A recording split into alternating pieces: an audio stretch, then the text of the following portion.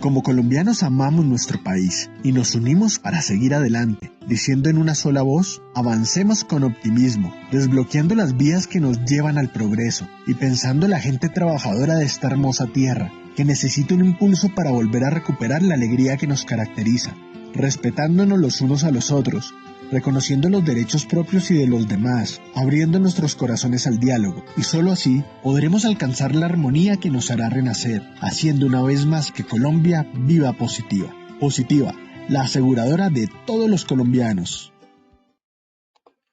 Muy buen día para todos nuestros asistentes, reciban un cordial saludo desde Positiva Compañía de Seguros y Positiva Educa. Soy Wilmer Carrasquilla y les doy una muy especial bienvenida a nuestra siguiente acción educativa. Los dejamos en las mejores manos con nuestro experto líder de la comunidad.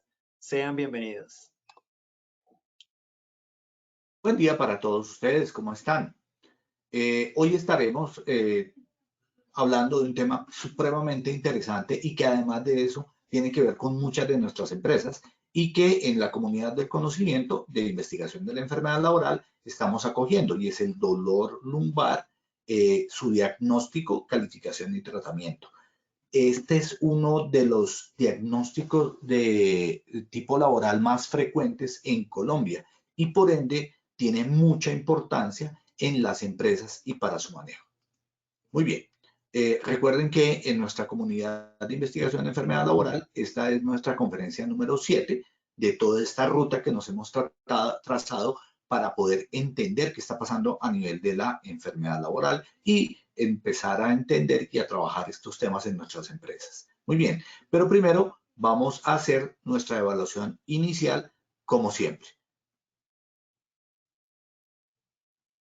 Listo, doctor Cristian. Entonces vamos a iniciar con el sondeo inicial. Vamos con la primera pregunta.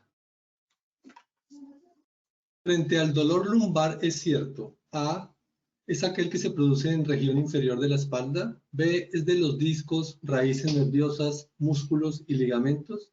C, las vértebras lumbares soportan un mayor peso. D, todas las anteriores. E, ninguna de las anteriores. Por favor, seleccionen la respuesta que consideren es la más acertada.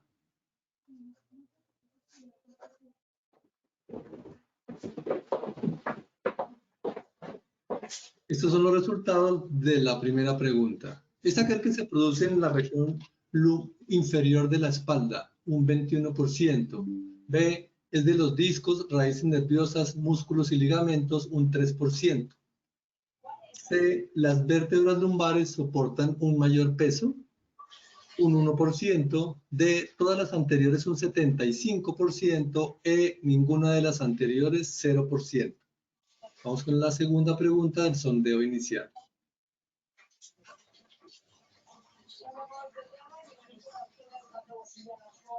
El dolor lumbar puede ser A, agudo, subagudo y subcrónico. B, agudo, subagudo y crónico.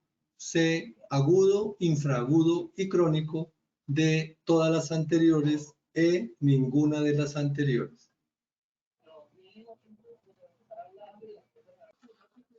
Estos son los resultados de la segunda pregunta. A, agudo, subagudo y crónico, un 1%. B, agudo, subagudo y crónico, un 22%. C, agudo, infraagudo y crónico, 6%. D, todas las anteriores, 70%. E, ninguna de las anteriores, 1%. Vamos a ir con la última pregunta de este sondeo inicial. El tratamiento puede ser A, terapia física, TENS, antiinflamatorios, actividad, cirugía.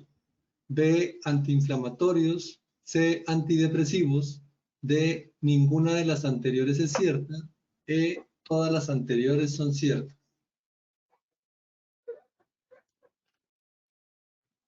Estos fueron los resultados de la tercera pregunta. A, terapia física, TENS, antiinflamatorios, actividad, cirugía, un 65%. B, antiinflamatorios, un 2%. C, antidepresivos, 0%. D, ninguna de las anteriores es cierta, 3%. E, todas las anteriores son ciertas, un 30%. Lo dejamos con el doctor Cristian Alonso. Muchas gracias, ingeniero, eres muy amable. Bueno, muy bien. Es muy importante en términos del dolor lumbar entender que vamos a estar revisando muchos aspectos de la enfermedad laboral. Entonces, en este orden de ideas, básicamente lo que tenemos para poderlo trabajar es lo siguiente, y es que aquí el conocimiento se vuelve supremamente importante en términos de Pero lo no que estamos manejamos. viendo su cámara, por favor, activar la cámara. Ok, ahí Sí, ya me señor. estás viendo, Sí, señor. ¿correcto? Bueno, ok, muy bien. Entonces, en este orden de ideas lo que vamos a trabajar es, partimos de qué es la patología lumbar como tal, cómo se define, cómo se hace el diagnóstico, qué tan frecuente es en Colombia, a eso se refiere la epidemiología, el tratamiento que se le da y obviamente cómo hacemos la calificación del origen y la pérdida de capacidad laboral, que se vuelve supremamente importante en términos de lo que manejamos en riesgos laborales. Cuando hablamos del dolor lumbar, lo primero que tenemos que tener en cuenta es que en muchas ocasiones no se tiene claro qué es. Entonces, por eso nuestro objetivo va a ser que ustedes tengan esa claridad. Primero, ¿qué es el dolor lumbar? ¿Qué entendemos como dolor lumbar? Entonces, el dolor lumbar, digamos que termina siendo un término demasiado genérico para poder entender y acercarnos a qué es lo que está pasando con la patología de tipo lumbar. En general, hablamos de un dolor que se da en la región inferior de la espalda, debajo de las costillas y superior a las nalgas o a la altura de las nalgas. Más o menos eso es lo que llamamos región inferior, y en la zona posterior, que sería la espalda.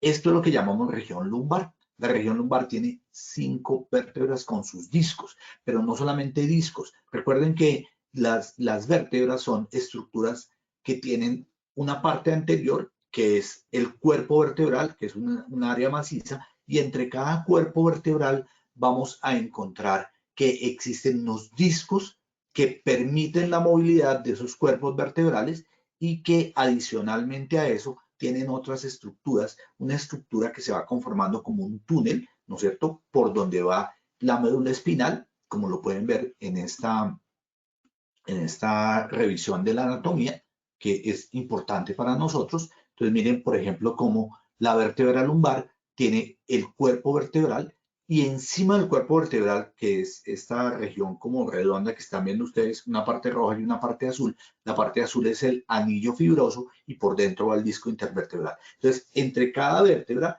que se va colocando de manera superpuesta, lo que vamos a encontrar es que cada una es separada por un disco intervertebral, como lo ven en la imagen de la derecha y arriba. Pero adicionalmente a eso, cada vértebra tiene, como les decía, una raíz nerviosa, que es la que sale de la médula espinal, unos músculos y unos ligamentos que sirven de soporte a la misma y que obviamente van a aportar digamos, el soporte del cuerpo. Vamos a ver ahorita cuáles son las funciones de la región lumbar, que son supremamente importantes. Otro punto clave es que las vértebras de la región lumbar, de esta región que estamos hablando, son las que son más grandes y soportan más peso. Entonces, comencemos a analizar la anatomía para que podamos mirar. El cuerpo humano en esta región tiene varias partes. La primera es la región cervical, que es la que está en la parte superior, que arranca con el Atlas. Ustedes recuerdan que en la mitología Atlas sostenía el mundo. Nuestra primera vértebra es la que sostiene nuestra cabeza, por eso la llamamos el Atlas. Luego viene el Axis y luego vienen otras vértebras más, 7 en total, que hacen parte de la región cervical. Por eso la llamamos C y la nombramos, obviamente, no, digamos en términos de radiografías y resonancias, no hablamos de Atlas Axis, sino que hablamos de C1, C2, C3. Simplemente está diciendo que son vértebras cervicales, C1, C2, C3. Luego vienen las vértebras torácicas, que están dentro de la parte del tórax, es decir, lo que contienen nuestros pulmones y nuestro corazón, y son básicamente 12 vértebras torácicas.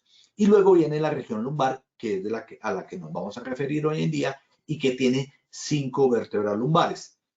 Cuando mencionamos, y ustedes seguramente lo ven en sus empresas, decimos L1, L2, L2, L3. Cuando mencionamos 2 vértebras, estamos refiriéndonos al espacio que hay entre ellas 2. porque comparten con la vértebra superior y con la vértebra inferior. Por eso hablamos de T12L1, está entre la vértebra torácica última y la primera vértebra lumbar.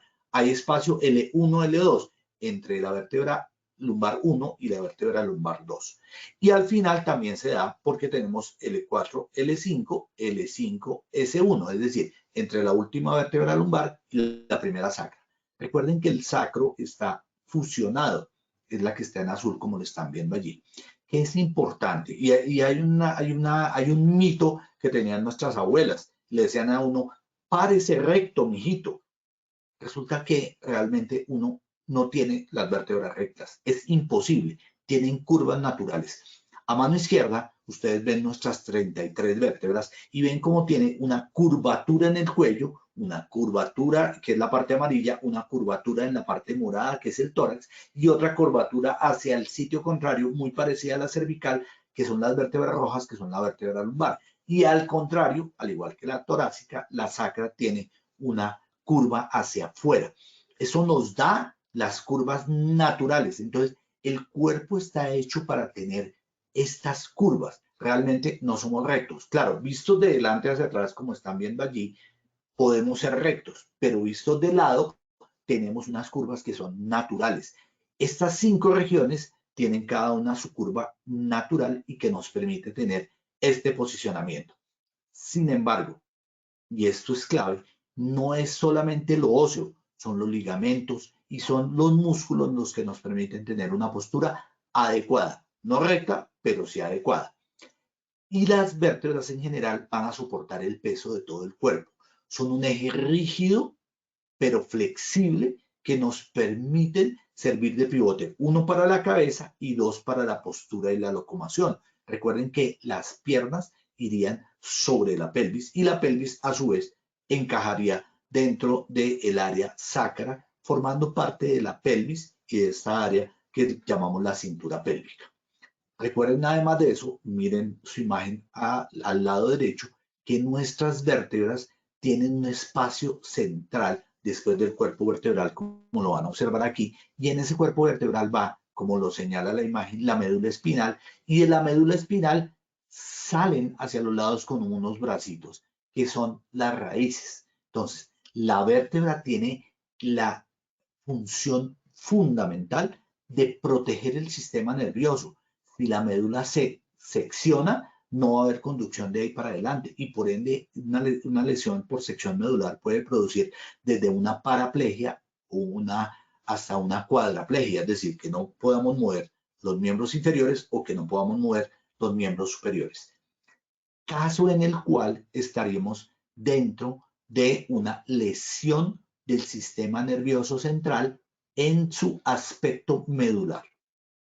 ¿Cuál es la función de la médula? Conducir los impulsos nerviosos entre el cerebro o encéfalo, se dice encéfalo porque está dentro de la caja craneana, encéfalos, y los demás órganos, es decir, la torre de control controla el resto de los órganos. De hecho, en el algor médico nosotros hablamos que somos un cuerpo con un cerebro, es decir, un cerebro que tiene un cuerpo y no al contrario, un cuerpo que tiene un cerebro, porque es nuestro cerebro el que da origen a lo que somos y a nuestra esencia. Entonces, por eso hablamos de un cuerpo con un cerebro que es el rector, que es el que manda y manda en todos los sentidos. Entonces, es importantísimo la columna porque la columna es la que nos permite hacer esa transmisión, es decir, como el cableado del resto del cuerpo desde el cerebro que sería el computador central. Muy bien. Y los discos intervertebrales que tienen esa función de generar esa movilidad entre vértebras sin que sea una movilidad excesiva y un anillo fibroso que contiene el disco intervertebral. Dicho esto, miremos qué tan frecuente es el dolor lumbar. Y allí vamos a estar mirando de manera interesante todo lo que tiene que ver con la epidemiología. Entonces, miren esto qué tan interesante es. El 80% de la población, el 80% de toda la población conocida sufrirá por lo menos de un episodio de dolor lumbar. O sea, el dolor lumbar es natural a todos. Algunos hablan de que la evolución, por evolución, al erguirnos y ya no estar en posición de 4 patas, como son otros animales, sino erguirnos en 2 en nuestras dos piernas, generó obviamente que la columna vertebral tuviera un peso de manera axial, es decir, de arriba hacia abajo, y esto generó, por ejemplo, el dolor lumbar. Lo debemos estar erguidos. 2, si lo sufre el 80% de la población, es un problema de salud pública. El 60% de estas personas lo tuvieron en el último año. Esto, no solamente es frecuente, todo lo vamos a sufrir, o gran parte de la población, sino que en el último año el 60%, más de la mitad de la población, ha tenido por lo menos un episodio de dolor lumbar. Pero miren que esto se vuelve un poco más complejo en esta medida. El 60% de estas personas que lo tuvieron, si mantienen la incapacidad por más de 6 meses, solamente la mitad, el 50%, retornan a la actividad laboral. Luego, más allá de la consideración de que estemos frente a un dolor lumbar laboral o común, es un problema para las empresas en la medida en que el retorno laboral no se va a producir para todas estas personas y no necesariamente es por la gravedad. Ya lo vamos a ver. En ocasiones, adicionalmente a eso, hablamos del tratamiento, porque el tratamiento no es tan sencillo. Y ustedes creo que lo experimentan y lo sienten allí dentro de sus empresas o como integrantes del sector salud. El dolor lumbar es muy frecuente. Es una de las principales causas de atención primaria que tienen todos los médicos que trabajan en estas áreas. Del 60 al 80% de las personas tendrá por lo menos un episodio de lumbalgia en su vida y el 40% de ellas va a volverse en una ciática, es decir, va a tener un dolor de distribución sobre el área del ciático. Muy bien, el 80-90% son lumbalgias de tipo agudo, es decir, se presentaron en un momento de manera súbita y resolvieron, pero del 10 a 20% se volverán crónicas. Y ahí vamos a tener un problema, sobre todo en los trabajadores que levantan peso. Pero ustedes dirán, bueno, y los que estamos sedentes, los que estamos sentados, pues también, porque finalmente, si nos duele la espalda, esa posición no va a ser tan cómoda de asumir. Muy bien. En ese orden de ideas, y para continuar en nuestro proceso, el dolor lumbar, si se prolonga por más de un año, solamente el 25% retornará al trabajo. Miren esto qué tan importante es, porque estamos diciendo que adicionalmente a lo que hablábamos de ese 50% que no retornará, el 25% restante se tornará en un no retorno a la actividad laboral. El 70% van a ser quirúrgicos de estos casos. Y los costos en dólares, fíjense que esto nos lo dicen cifras en Estados Unidos, el costo del dolor lumbar en general en el mundo puede alcanzar los 25 billones de dólares. Este es un cálculo que se hizo en el año 2000 en Estados Unidos y esto no ha cambiado mucho. Se sigue manteniendo de manera constante estos costos del dolor lumbar. 90 millones de jornadas perdidas al año. Eso es gente que no va a trabajar fruto del dolor lumbar. Desafortunadamente predomina en el género femenino, en el sexo femenino. ¿Y por qué en las mujeres? Porque las mujeres tienen una curva más marcada a nivel lumbar y sacro, lo cual hace que unido a unos músculos abdominales no tan fuertes, desequilibren la región lumbar. Es un problema mayor en países en vías de desarrollo y ocasiona un gran impacto económico sobre todas las naciones en la medida en que se está generando una patología de tipo epidemiológicamente muy frecuente. Muy bien. Causa más frecuente de ausentismo laboral en menores de 45 años. En los menores de 45 años, fíjense, en gran parte de la población es la causa más frecuente por la cual la gente no va al trabajo. Es de los cinco causas de diagnóstico más frecuente a nivel de la consulta. Luego, los médicos que atienden a nivel de medicina general y en general nosotros que hacemos la parte de medicina laboral tenemos que saber mucho de dolor lumbar porque va a ser una de las causas que más nos van a llevar. Y otro punto muy importante, dentro de los factores de riesgo más citados para enfermedad serían la edad, el sexo, el bajo nivel educacional, la ocupación, la obesidad, que en este caso se vuelve muy importante, y los problemas hereditarios y psicosociales.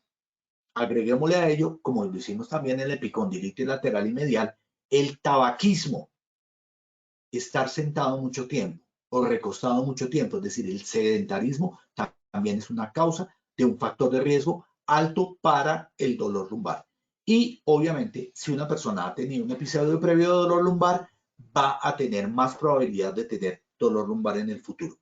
El embarazo también, obviamente, porque el útero distendido abre los músculos de la cavidad de la pared abdominal y además de eso descompensan la zona lumbar. Entonces las mujeres en embarazo se quejan bastante del dolor lumbar. Ahí están algunas de las referencias para este tipo epidemiológico. Pero partamos del diagnóstico, o sea, ¿cómo diagnosticamos el dolor lumbar? Muy importante, parte muy importante tiene que ver con el tipo de dolor. Entonces vamos a manejarlo así. El dolor agudo se da entre 0 y 3 meses de historia. El subagudo hablamos de 3 a 6 meses y el crónico de 6 meses en adelante. Entonces recuerden que el dolor lumbar se clasifica en dolor agudo, subagudo y crónico. Todos esos otros nombres que les di allí no son. Es agudo, subagudo y crónico. El subagudo va de 3 a 6 meses y el crónico es un dolor que se prolonga por 6 meses o más en el tiempo. Esto ya se me vuelve un dolor crónico, un dolor de muy difícil tratamiento, como lo vamos a ver más adelante. Muy bien. En el dolor lumbar tenemos muchas causas. ¿Qué puede causarnos dolor lumbar? Primero, causas de origen musculoesquelético, lo que tiene que ver con, y lo hablábamos, con los músculos paravertebrales, ¿no es cierto? Todo lo que tiene que ver con la vértebra como tal y los tendones van a generar dolor lumbar. Segundo, lo neurológico. La compresión de la raíz o la compresión medular puede generar dolor lumbar. A nivel visceral, es decir, a las vísceras que están dentro del abdomen, estamos hablando de intestino delgado, intestino grueso, se puede generar, y estas pueden generar por continuidad debido a que están pegadas en la pared posterior del abdomen, pueden generar dolor en esa zona de la espalda, aunque no sea de la columna lumbar. Esto es supremamente importante y sobre todo en todos los tromúsculos articulares, pero sobre todo en el dolor lumbar, puede ser de tipo psicógeno o idiopático, es decir, el pensamiento, la parte de la psique puede generar dolor lumbar solamente por la presencia de este dolor en esta zona. Y obviamente la relación del pensamiento con el dolor. En lo etiológico también podemos tener degenerativo. Degenerativo significa por desgaste en el tiempo. Mecánico o inclusive inflamatorio. Se pueden generar inflamaciones a este nivel y todas generar dolor lumbar. Las neoplasias, es decir, el cáncer puede generar también dolor lumbar. Y el trauma en esta zona, por ejemplo, un levantamiento abrupto que rompa fibras musculares puede generar dolor lumbar. A nivel congénito, también se puede dar. Podemos hablar de espinas bífidas, de vértebras fusionadas o inclusive de vértebras adicionales. Por eso al inicio les comentaba yo que son 33 vértebras, pero en ocasiones hay personas que tienen 34 vértebras, una vértebra sesamoidea o adicional. Estas son las causas, muchas son las causas del dolor lumbar. No solamente es lo muscular. ¿Qué otra cosa se puede presentar? Recuerden que dentro de la etiología que puede generar el dolor lumbar, podemos tener problemas estructurales de carga física, es decir, las formas de levantamiento. La columna vertebral no está hecha para levantar peso, está hecha para soportarlo. Y eso es una diferencia importante a nivel biomecánico. ¿Eso qué significa? Yo puedo sostener gran peso pegado a mi cuerpo y mi columna vertebral, fruto de los discos intervertebrales, va a permitir, como son estructuras blandas, que se contraigan un poquito y poder recibir todo ese peso. Diferente es si yo tengo que levantarlo, porque la columna vertebral al inclinarse, si yo no lo hago con mis piernas, que son estructuras que sí son hechas para levantamiento, sino que yo inclino la columna vertebral, allí se va a producir una lesión. ¿Por qué? porque la columna vertebral, como les dije, no está utilizada, no debe ser utilizada para levantar. Por eso cuando hacemos los levantamientos de peso, lo hacemos con las piernas, con los brazos, con nuestra columna estática. Por eso decimos que es un eje rígido. Yo lo vuelvo rígido y lo levanto. Entonces no puedo utilizar la columna vertebral para levantar. Segundo, pueden ser estructurales por factores individuales. Los individuos tenemos diferentes conformaciones, aunque ellas en general son las que estábamos hablando. Entonces, hay personas que tienen vértebras adicionales. Hay personas que tienen escoliosis, es decir, su columna torcida vista de delante para atrás. Entonces, ahí sí no es recta, sino que va a tener curvaturas. O puede ser que tengamos curvaturas aumentadas, como es el caso de la lordosis lumbar. Lordosis es precisamente esa forma en que vista de atrás para adelante tiene como si entrara la columna. Entonces, claro, si es muy marcada esa lordosis, como pasa en las mujeres que tienen esos cuerpos que llamamos de guitarra, con una gran protuberancia posterior, eso hace que la región lumbar sea muy curvada y haya una carga, un estrés sobre la región de L4, L5, es decir, entre la cuarta vértebra y la quinta y la región sacra. Y los psicógenos, aquí definitivamente el pensamiento, la parte psíquica, tiene mucho que ver con el dolor por ser una de las causas más frecuentes. Hay de tipo estructural como carga física, miremos las cuales son. Entonces tenemos las posturas forzadas o mantenidas, estar mucho tiempo sentado o mucho tiempo de pie genera dolor lumbar.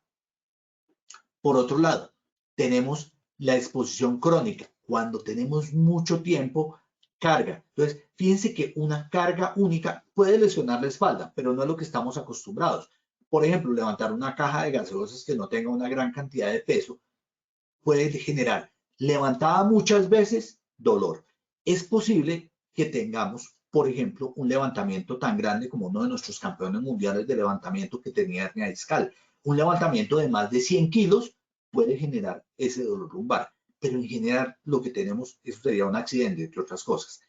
Una enfermedad laboral es por muchos levantamientos que no sean muy pesados y que se hagan mal y que se prolonguen en el tiempo. Entonces, cuando yo utilizo mi columna, muchas veces voy generando desgaste, por eso hablamos de exposición crónica. También se pueden dar las fallas musculares por fatiga. Recuerden que los tendones y los músculos hacen fatiga y esa fatiga se da y genera rompimiento. Es como cuando generamos un movimiento de para arriba y de para abajo con un alambre y este finalmente sufre una falla estructural y se rompe. Entonces, si cogemos ese alambre y lo movemos de arriba para abajo, él va finalmente a sufrir fatiga, que a eso se refiere, y ruptura. Lo mismo sucede con los músculos y los tendones. También a nivel individual, estos factores eran lo que estábamos hablando. Aumento de la lordosis lumbar, tiene muy marcada la curva en la espalda.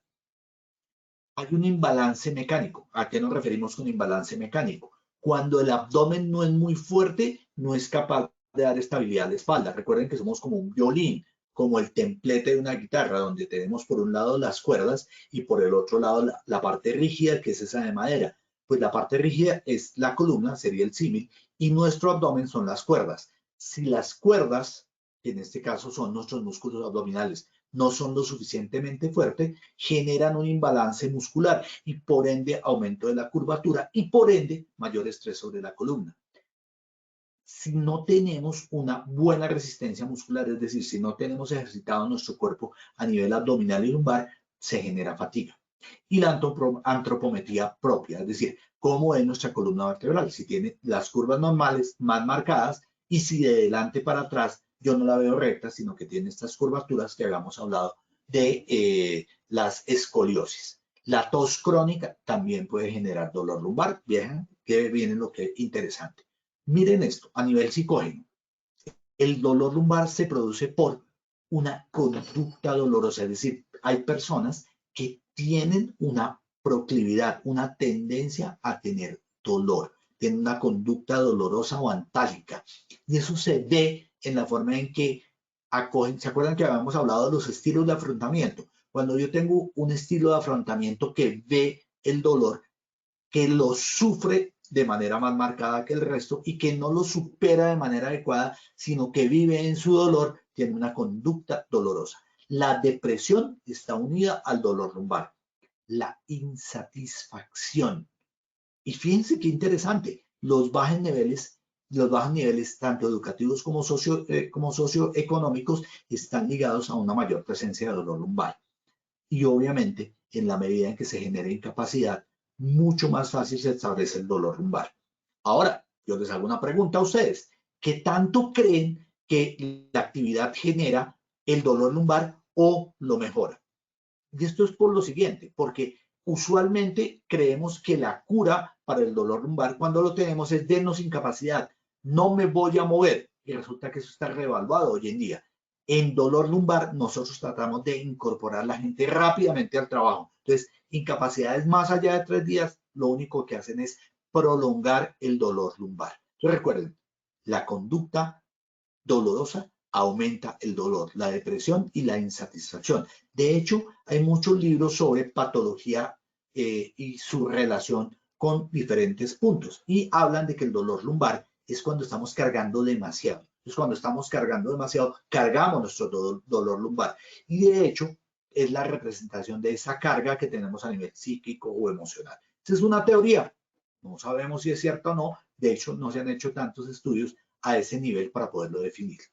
¿Cómo hacemos el diagnóstico? Entonces, en el diagnóstico paraclínico y radiológico, lo más importante es, uno, yo puedo establecer si una persona tiene dolor lumbar todavía agudo, es decir, estamos en esos primeros 3 meses, y tiene en esas primeras 6 semanas, es decir, estamos hablando del mes y medio, yo debería, si mantiene el dolor, hacer una radiografía. ¿Esto es para qué? Para mirar el daño óseo. La radiografía no me sirve sino para mirar los huesos, en este caso, la densidad ósea para el efecto lumbar. No es tan buena para mirar el resto de estructuras. Entonces, si hay una ruptura, un aplastamiento vertebral o una fractura, por ejemplo, de una apófisis, yo lo voy a poder ver allí. Aporta más o menos en 1 de cada 2000 radiografías, fíjense. Ni es muy específico, ni aporta mucho, pero hay que hacerla en el primer mes y medio. Luego viene el TAC. El TAC me puede mostrar mejor las fracturas, los cierres del canal medular y las infecciones. Cuando hay infecciones se pueden ver mucho mejor en el TAC. Sin embargo, la imagen por excelencia es la resonancia magnética nuclear. Es decir, es la que yo debería hacer en caso de dolor lumbar. Lo que pasa es que debo pasar por estos pasos previos para descartar que no haya daños a nivel estructural. Entonces, la resonancia magnética es la que me permite mirar tejidos blandos, me permite hacer cortes mucho más frecuentes y me permite observar mejor el dolor lumbar. En términos de costos, sí es más costosa, pero indudablemente es la que me brinda mejor información de qué es lo que está pasando a nivel de la columna lumbar. Por otro lado, tenemos los estudios electrofisiológicos. ¿Eso qué significa? Que debemos hacer, y perdón, me voy a tomar un traguito de agua, me permite mirar qué está pasando con el nervio. Recuerden que dijimos que viene la médula espinal y que salen las raíces. Una forma de mirar el compromiso de esas raíces es la electromiografía con neuroconducción para miembros inferiores y me confirma el compromiso de la radicular en el 88%. Tiene 88% de sensibilidad. Segundo, el reflejo H también me ayuda a mirar qué está pasando con esa conducción nerviosa y me permite hacer el seguimiento. Entonces, si yo hice una cirugía y quiero mirar cómo está la evolución de esa radiculopatía, la electromiografía es importante e interesante para poderlo mirar. Me confirma adicionalmente a eso la radiculopatía de tipo sensitivo. Nosotros tenemos dermatomas, es decir, por cada unión vertebral por donde salen las raíces, inervan determinados sitios específicos, tanto en lo neurológico como en lo sensitivo, como en lo motor. Eso me permite establecer los dermatomas. Son como zonas que me permiten mirar en dónde está distribuido ese dolor. O esa área motora que está comprometida. Entonces, en lo sensitivo, el dermatoma me va a permitir establecer cuál es el nivel de la lesión. Y el canal lumbar estrecho, como les decía, el canal lumbar me permite alojar la médula espinal. Cuando el canal se cierra, comprime la médula y va a generar daños a distancia de esta zona. Muy bien. El dolor lumbar se puede examinar. ¿Qué es lo que debe hacer el médico a nivel del dolor lumbar para poderlo mirar? Entonces, utiliza, y no sé si ustedes lo han oído y lo han visto, para los médicos y personal de salud, seguramente sí, el signo de la SEC y Bragard. Entonces, ustedes van a ver que en las historias clínicas usualmente colocamos la SEC positivo o Bragard positivo. Usualmente, si es médico general, va a hablar solamente de la SEC, porque se realiza de manera sencilla. Usted coloca el paciente en decúbito ventral, es acostado con la cara hacia arriba, con el abdomen hacia arriba, y va a levantar la pierna. Ese levantamiento de la pierna usualmente debe ser normal hasta 90 grados sin dificultad y sin esa sensación de tirantez. Si hay una leve sensación de tirantez, estamos hablando de una tensión isquiotibial. El músculo isquiotibial produce retracciones y a veces es la causa de muchos dolores lumbares. ¿Cómo lo pueden verificar ustedes? ¿Cuántos de ustedes son capaces de agacharse sin doblar las rodillas y tocar con la punta de los dedos de las manos la punta de los dedos de los pies, sin doblar las rodillas? Si no lo pueden hacer, si tienen mucha tensión en la parte posterior de la pierna, seguramente tienen de arrancada un dolor, una retracción isquiotibial. Muy bien, entonces ese es el primer signo, el de la SEC. ¿Cuándo se entiende positivo? Cuando hay esa tensión o cuando genera una irradiación hacia la pierna y esa irradiación puede ser un hormigueo o un dolor. Y obviamente vamos a mirar si hay alteración sensitiva, es decir, si en alguna de las áreas de la pierna, que es donde vamos a tener la distribución de esas raíces, está sin sensación de toque o si ese toque lo sentimos como un hormigueo. Hay otro signo que es el signo de Bragard y es colocando en decúbito ventral, es decir, boca abajo a la persona sobre la camilla, doblamos la pierna, la rodilla a 90 grados y la giramos hacia afuera. Entonces, allí al hacer este giro, entre 30 y 35 grados es normal, pero si no, vamos a tener un signo de Bragard positivo porque la persona va a manifestar que tiene algo de dolor. Allí les dejo una referencia semiológica para que quienes estén interesados lo puedan mirar. El test de Schober no lo hacen mucho, lo que les decía, obviamente sí lo hacen los ortopedistas y los fisiatras, no tanto el médico general, lo hacemos los médicos laborales y es básicamente hacer que la persona, estando de pie, yo trazo, como lo ven allí, una distancia en cierto sitio en mi columna lumbar y voy a ver qué distancia tiene. Luego hago que más o menos van a ser 5 centímetros, yo marco esos 5 centímetros y le digo a la persona que se incline. Esto debe estar más o menos a nivel de la región lumbar, para no explicarlo con mucha profundidad, pero básicamente cuando la persona se agacha, la distancia que medía 5 debe aumentarse entre 10 y 15 centímetros. Esa diferencia es normal. Cuando es menor, vamos a tener un test de Schober positivo y me está significando que la movilidad de la columna está afectada. ¿Sí? Si no aumenta esos 5 a 15 centímetros, va a estar afectada la columna. Yo puedo poner a la persona sentada y mirar qué tanto puede, digamos, mantener su columna recta y vamos a mirar cómo al levantar la pierna, ella me va a expresar que tiene dolor o en la planta del pie o en la región superficial de la pierna. Entonces yo voy a pasar la mano y voy a verificar en qué áreas hay sensibilidad o no. Muy bien. Las lesiones. ¿Qué lesiones se pueden ver? Entonces tenemos varias lesiones. El dolor lumbar termina siendo una acumulación de una gran cantidad de lesiones. Entonces, las fracturas vertebrales, las luxaciones, que las podemos llamar espondilitis o espondilolesis, infecciones, tumores, problemas neurológicos progresivos, compresión radicular, pueden ser desórdenes que generen dolor lumbar. Desórdenes degenerativos, es decir, la artrosis entre las facetas articulares de las vértebras, también genera dolor lumbar y se da por uso repetitivo o por la edad. Entonces, si yo le hiciera en este momento resonancia magnética a muchos de ustedes que tengan o no dolor lumbar, muy seguramente en más de la mitad voy a encontrar que tienen artrosis, que tienen degeneración, aunque no tengan dolor. Es con natural a la vida esas degeneraciones porque se van dando con el uso de la columna vertebral. Y obviamente están los desórdenes no específicos que son de muchos temas, por ejemplo, la artritis reumatoidea, que puede generar también dolor lumbar. Muy bien.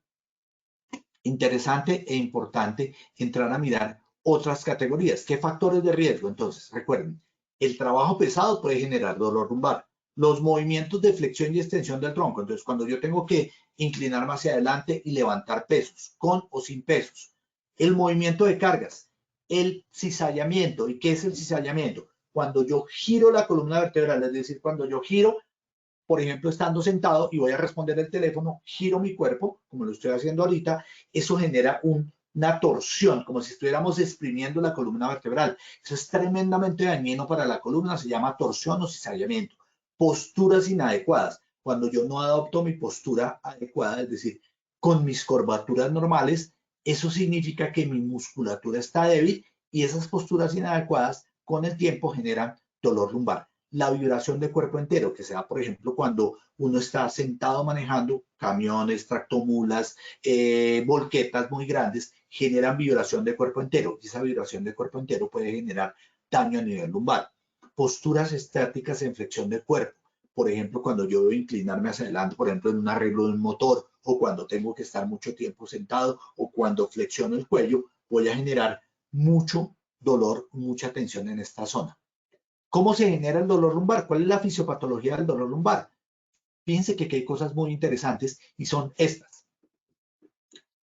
El dolor lumbar tiene como unidad funcional la columna vertebral, las vértebras entre sí. Entonces, cuando yo genero movilidad entre ellas y esas estructuras chocan o se desgastan, van a generar dolor lumbar. La compresión de la raíz nerviosa, es decir, cuando una vértebra se desliza sobre otra, que es lo que hemos llamado la espondilolistesis o espondilolisis, va a generar compresión de la raíz nerviosa. Y esa compresión, bien sea por disminución de los discos intervertebrales por la edad o por demasiado peso cargado, va a reducir el flujo sanguíneo y esa compresión genera alteración del metabolismo del nervio, generando dolor. Esa es, digamos, la forma fisiopatológica. Cuando hablamos de dolor agudo, hablamos de un dolor de comienzo brusco que aparece normalmente durante el esfuerzo y se extiende hacia las nalgas y hacia las piernas y se da con los movimientos de columna y cuando elevo la pierna.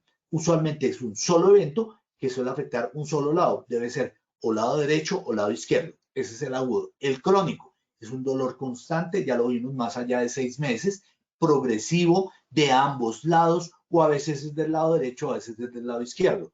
Es un dolor que afecta la movilidad, por eso hablamos de rigidez lumbar en las mañanas. Es decir, se levanta tieso y no puede movilizarse. Ese es el dolor lumbar matinal. ¿Cuál es la etiología y la patogenia? Entonces, habíamos dicho, compresión de la raíz nerviosa, la parte de psiconeurosis, es decir, hay un dolor lumbar fingido originado desde nuestra actitud dolorosa. Posturas antigravitacionales, está de pie o sentado mucho tiempo en ángulos que no son de confort. El sobreesfuerzo, es decir, muchos movimientos o gran cantidad de peso. Otros que están asociados es los productos o la predisposición individual, como les decía, por anormalidades en la columna, por vértebras adicionales. Y llegamos a lo más importante aquí, que termina siendo el tratamiento, porque es lo que nos enloquece. Y miren lo que encontré, que digamos expresa mucho de lo que sentimos los médicos a veces en relación con dolor lumbar. Dice lo siguiente, en los casos crónicos puede ser frustrante. ¿Qué es frustrante? Ahora, recuerden, dolor crónico más de 6 meses. Llega el paciente al médico que lo está tratando durante todo este tiempo. ¿Por qué? Porque el médico tiene la necesidad, es porque nos han entrenado en esto, de curar, de brindar un alivio. Y el paciente está desesperado por obtener su curación. Sin embargo, ni uno ni otro puede brindar ese alivio. Ni nosotros podemos brindarlo, ni él lo puede lograr. Es muy complicado. Entonces, hablemos de la fase aguda y la fase crónica del dolor.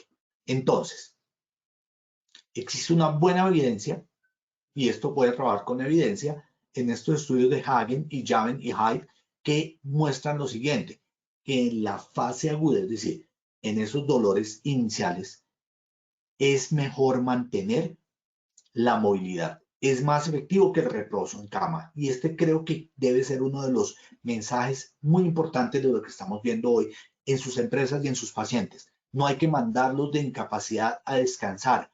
Hay que hacer terapia, hay que hacer movimiento. La terapia de reposo lo que hace es aumentar el dolor. ¿Listo? Y genera una disminución de hasta el 50%, 49%, 50% de disminución de los días de incapacidad.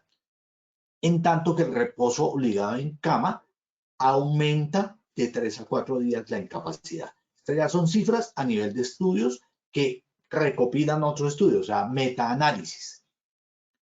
Dentro de las intervenciones que se dan para el dolor lumbar es 1, mantenerse activo. 2, hacer ejercicio durante el cuadro subagudo, agudo y crónico o inclusive después de la cirugía. En la antigüedad, nuestras abuelas decían, y nuestras madres, hay que mantener reposo para reponerse.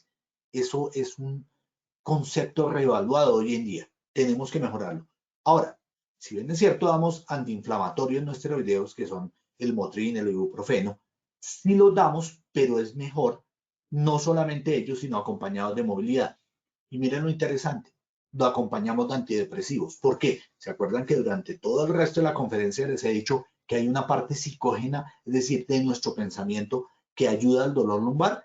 Por ende, este es parte del tratamiento, detectar cuáles son los problemas a nivel psicológico para poder disminuir el dolor lumbar. El TENS, que son corrientes eléctricas. Desafortunadamente se siguen utilizando, pero no revela que sea muy significativo frente al placebo. El placebo es que yo no le doy el medicamento, pero le digo al paciente que le doy y él siente mejoría. En el panel de Filadelfia, que fue muy importante a nivel de dolor lumbar, encontró que existe una evidencia de nivel 1, buena evidencia, de que el TENS no es tan útil en dolor lumbar agudo y crónico. Tercer panel de Filadelfia para que lo tengan en cuenta.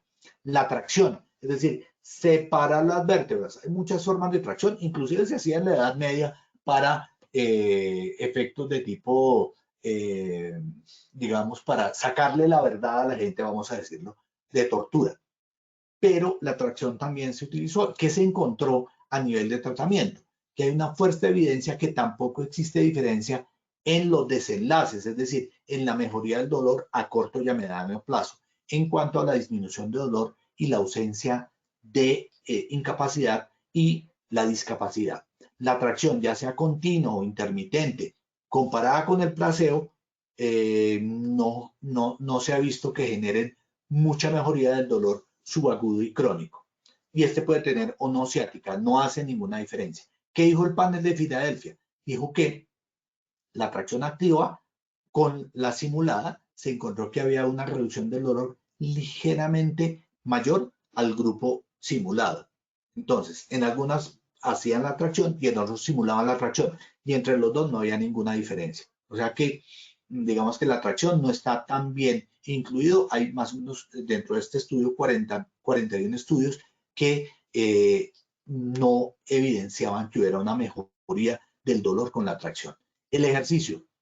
Hay muchas revisiones sistemáticas. Hay uno de 61 ensayos controlados con 6.390 pacientes y concluyó que había una evidencia limitada de mejoría con el ejercicio. Sin embargo, había mejoría del ejercicio y bajaba más o menos 7.3 puntos el dolor.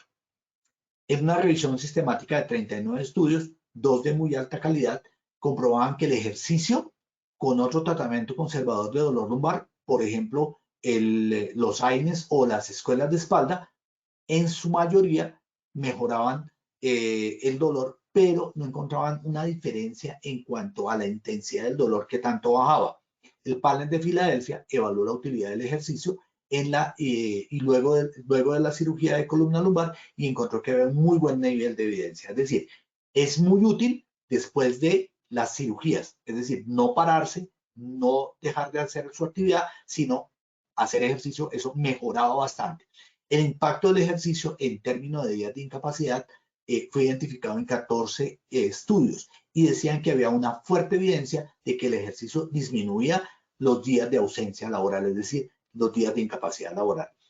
Ahora, existe una incertidumbre en cuanto a cuánto ejercicio debemos hacer y la duración del ejercicio.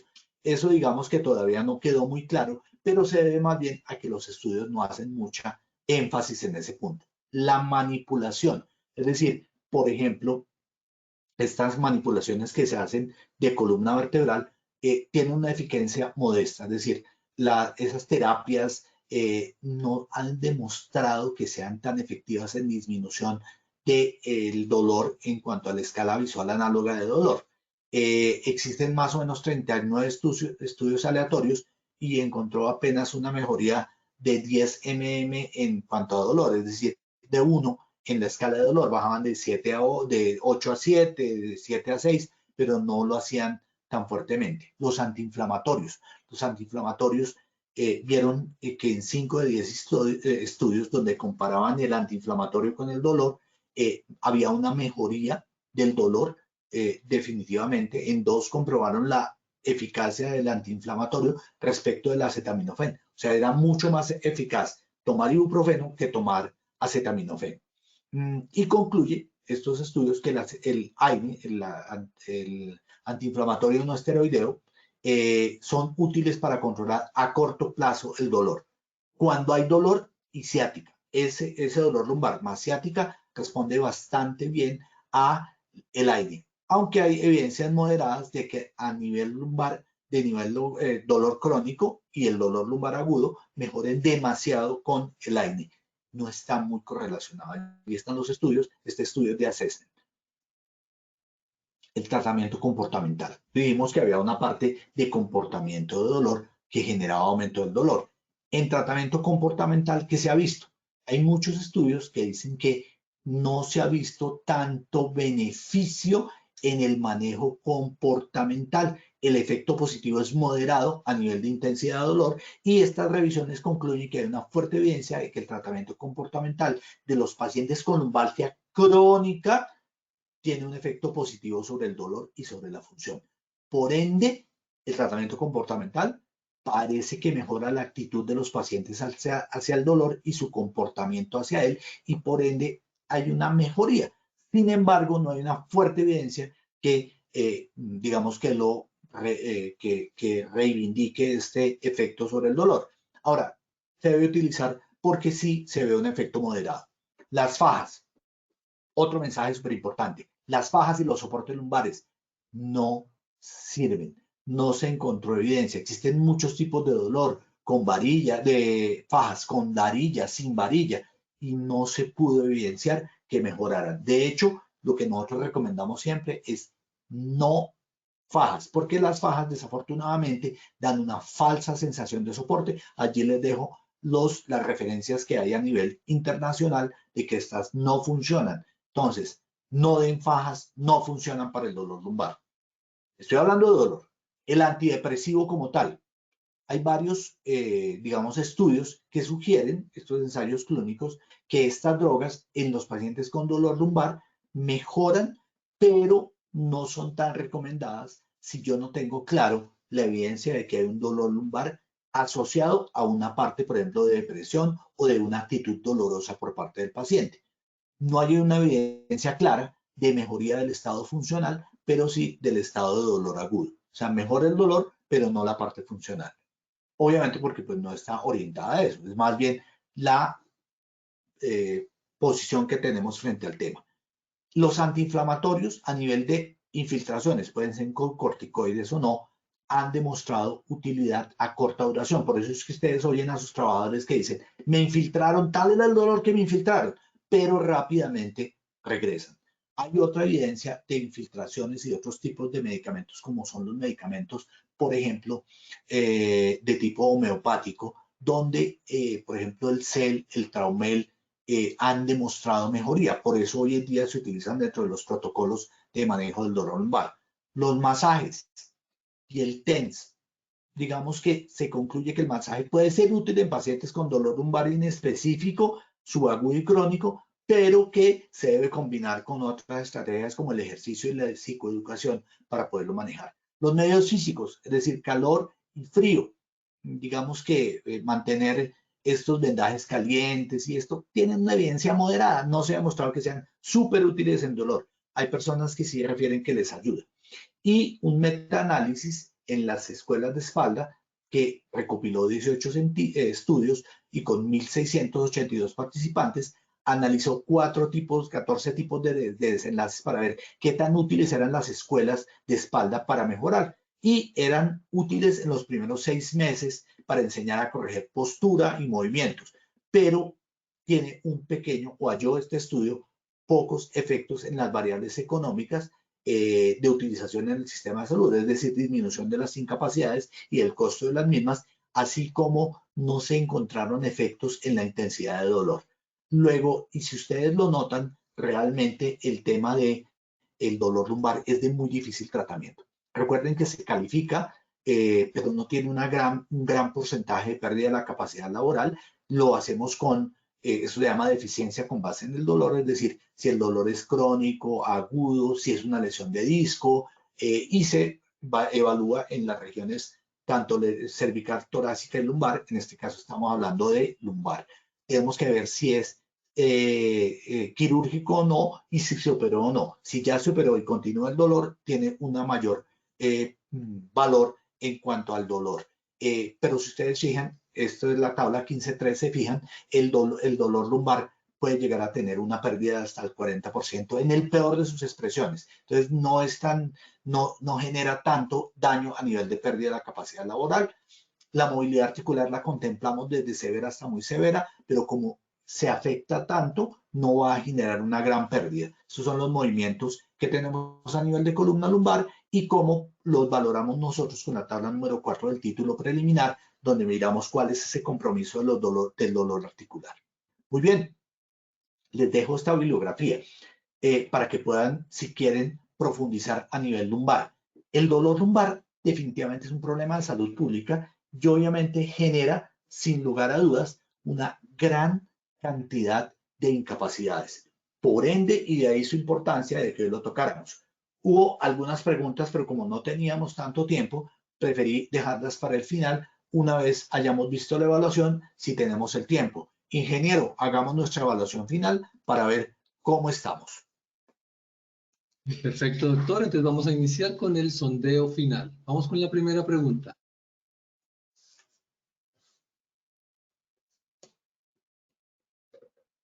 Frente al dolor lumbar es cierto. A, es aquel que se produce en región inferior de la espalda. B, es de los discos, raíces nerviosas, músculos y ligamentos. C, las vértebras lumbares soportan un mayor peso. D, todas las anteriores. E, ninguna de las anteriores. Esos son los resultados de la primera pregunta. Es aquel que se produce en la región inferior de la espalda un 25%. B, es de los discos, raíces nerviosas, músculos y ligamentos 4%. Las vértebras lumbares soportan un mayor peso 2%. Todas las anteriores 69% y ninguna de las anteriores un 0%. Doctor, ¿cómo nos fue con esta primera pregunta? Muy bien, la respuesta correcta era la D, 69%. Muy bien, es decir, de lo que estamos hablando es todas estas características del dolor lumbar. Muchas gracias, Inge. Siguiente pregunta. Muchas gracias, doctor, por la retroalimentación. Entonces vamos con la segunda pregunta. El dolor lumbar puede ser A, agudo, subagudo y subcrónico. B, agudo, subagudo y crónico. C, agudo, infraagudo y crónico. D, todas las anteriores. E, ninguna de las anteriores. Esos son los resultados de la segunda pregunta. A, agudo, subagudo y crónico con un 4%. B, agudo, subagudo y crónico 40%. C, agudo, infraagudo y crónico un 3%. D, todas las anteriores un 50%. E, ninguna de las anteriores 2%. Doctor, ¿cómo nos fue en esa segunda pregunta? Muy bien, mejoramos bastante. Pasamos del 22% de la respuesta correcta a un 50%. Agudo, subagudo y crónico. Y obviamente que este era un juego de palabras muy complejo por lo que habíamos hablado. Muy bien. Dime. Tercera pregunta. Muchas gracias. Vamos con la tercera pregunta. El tratamiento puede ser A, terapia física, TENS, antiinflamatorios, actividad, cirugía. B, antiinflamatorios. C, antidepresivos. D, ninguna de las anteriores es cierta. E, todas las anteriores son ciertas. Son los resultados de la segunda pregunta. A, terapia física, TENS, antiinflamatorios, actividad, cirugía un 46%. B, antiinflamatorios un 5%. C, antidepresivos 1%. D, ninguna de las anteriores son ciertas, un 1%. Todas las anteriores son ciertas, 46%, doctor. Muy bien, pasamos a tener una muy buena respuesta porque A y D son ciertas, es decir, todos estos tratamientos que estaban mencionando y todas las anteriores. Ingeniero, 2 minuticos para responder las preguntas. María del Carmen nos pregunta, ¿qué tan efectivo es el bloqueo de columna y qué riesgo tiene en su realización? Como vimos, el bloqueo es muy importante en la fase inicial, sin embargo, remite rápidamente la mejoría que se genera con los bloqueos. O sea, no son tan eficientes a largo plazo. Mejoran bastante al inicio, pero no generan ningún riesgo. Realmente la columna vertebral, para quienes hacen estos bloqueos, no se genera gran riesgo en su aplicación. Hubo otra pregunta que tiene que ver con lo siguiente. ¿Qué tipos de ejercicios se recomiendan para tratamiento? Básicamente, fortalecimiento de columna vertebral a través del fortalecimiento de la región abdominal, es decir, muchos abdominales y mucha flexibilidad. Estiramientos son supremamente claves, sobre todo mejorar la flexibilidad de los isquiotibiales, que son los que retienen y generan el dolor de columna. Y como última, me preguntan si los correctores de espalda sí ayudan. Pues la verdad es que no ayudan mucho. El mejor corrector siempre será una musculatura fuerte en abdomen y en espalda para mantenerse así. Ingeniero, y a todos ustedes, muchas gracias.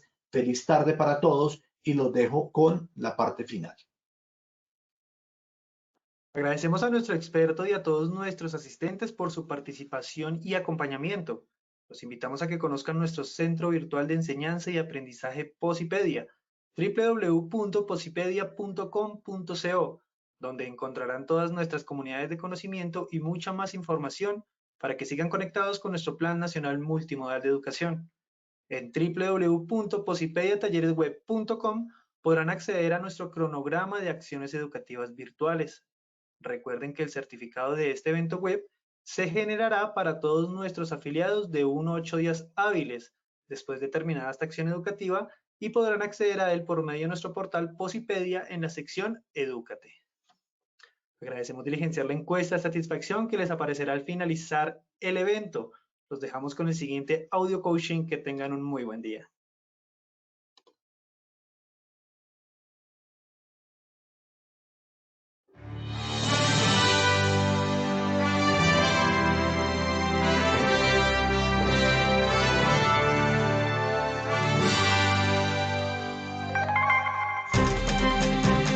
Bienvenidos. A partir de ahora dispongan cada uno de sus sentidos para vivir y disfrutar las experiencias sonoras de Positiva Educa.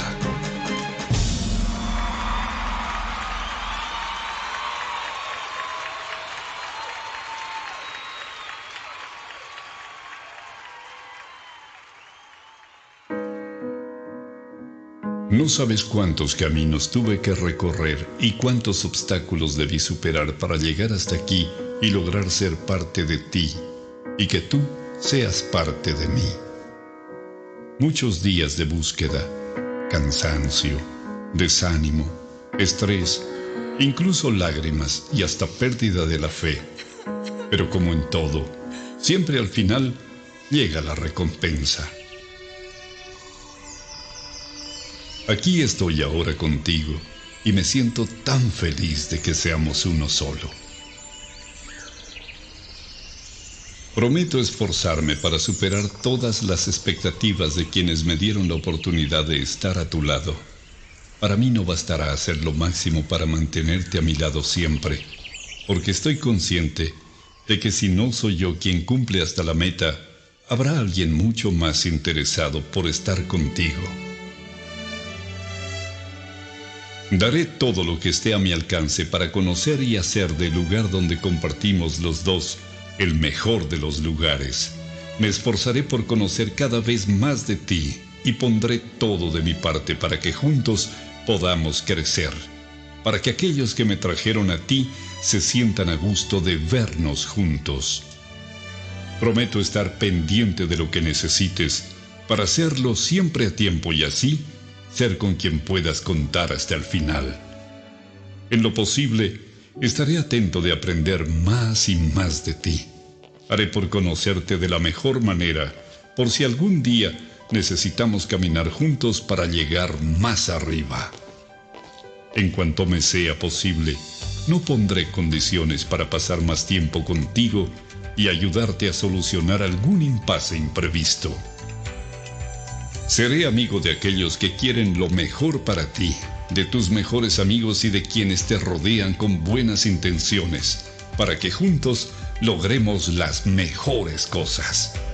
Estoy orgulloso de ti, por todo lo que representas en mí y para mí.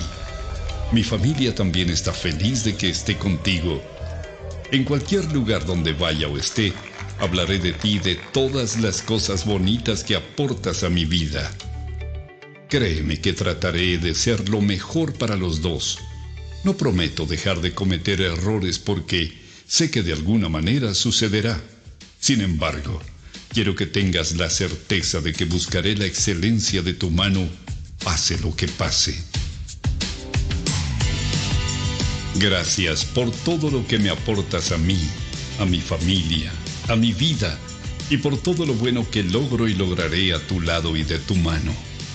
Siempre cuidaré de ti, mi querido trabajo.